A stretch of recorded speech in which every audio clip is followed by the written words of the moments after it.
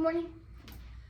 So just this morning I was thinking about what is one stretch that I would recommend to everybody to have the most benefit for their health, and I would say the hamstring stretch. And the reason for that is because one, most people participate in sedentary jobs. If you are an athlete, you use your posterior a lot, and so it starts to shrink because of all the stress that's put on it. So the hamstrings, when they start to get tight, they cause a lot of knee issues, low back issues, hip issues, and then those issues can start to work up the chain. So if we can keep our hamstrings nice and long and relaxed, then we'll feel a lot more benefits in the rest of our body. So how I use this stretch is I really just plant my feet however wide you want. So the wider you go, the more inside your thighs you're going to feel it. The closer you are, you'll probably feel a little bit more on the outside. Maybe you turn one foot out. You can play around with it, but for the most part, I go feet about hip width apart. You cut your hips back and reach your butt to the wall behind you, and then just start to let your arms dangle. So if this is the intense stretch right here, you can support yourself by putting your hands on your shins or your legs. Just find a comfortable position to start in, and you'll notice, like, as you start breathing and relaxing through the stretch, you'll start to be able to loosen up and start to open up that stretch. So the more weight of your upper body you allow to just fall without support, the more intense it's going to be on your hamstrings. So just keep that in mind. And the reason I like this stretch is, one, it nails your hamstrings, but I even feel it in my calves, and if I lean into my toes, I start to feel it up my calves, my hamstrings, and into my even my glutes. And then the extra cherry on top of this stretch is you can also get your whole entire back and your lats. So if you let your chest go to your knees and let your body dangle, you can fold your arms and let those be heavy and pull you down, or you can just relax your hands on the ground if you have that mobility. And here I start to relax everything, let everything get really heavy. When I inhale, I want to think about expanding through my hips, my low back, my mid back, my upper back. Everything just stretches out really, really big.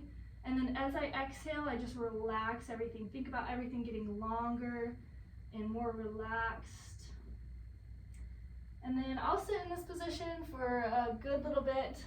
Sometimes I'll take a little twist, so maybe walk my hands to the outside of my right foot and see how that feels. It'll open up the right side of your leg. Then walk it to the left side, open up the left side of your leg. Maybe I start to walk my hands out and explore more calf heavy stretch. And then it just kind of depends. Again, you can walk your feet out just a little bit and get a different stretch. Whew. And then I like to roll up. That's the other thing, is when I'm done, I like to roll up nice and slow, especially if you've been upside down for a little while.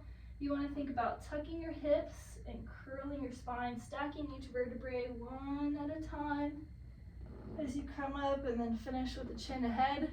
And what that does, it adds a little bit of spinal mobility. So, and you can even work in and out of it. So like I said, it's something that sometimes I hold that position and I don't move in it, and I just allow my body to relax in that position and then feel the benefits from literally your feet all the way up to your spine. And you can even interlace your hands behind your head and slowly, gently pull so that you stretch your neck muscles. So it's something that you can do a lot of different stretches out of. It's even something that I've started to do some of my handstand calisthenic work out of. So again, it's taken quite a consistent effort. It's taken a lot of consistent effort to build my mobility so that I have a firm hand on the ground. But as you start to get it, and the further you go out, the more flexibility you'll have to be able to get your hands on the ground, and you can even bend your knees a little bit, and that's going to get different hamstrings. So if you bend your knees, you're going to get different hamstrings. But when you put your hands on the ground, you can start to shift your body weight into it, and I come up on my toes and I start putting the weight into my hands, so working into my handstands. So those are the progressions that I've been following, and seriously, this started as me just doing a hamstring stretch multiple times throughout the day whenever I was sitting for a long time or just woke up or whatever it is. And then once I started to achieve more mobility, that's one of my favorite stretches, seriously, hands down. I feel so good after I spend a couple of minutes in it.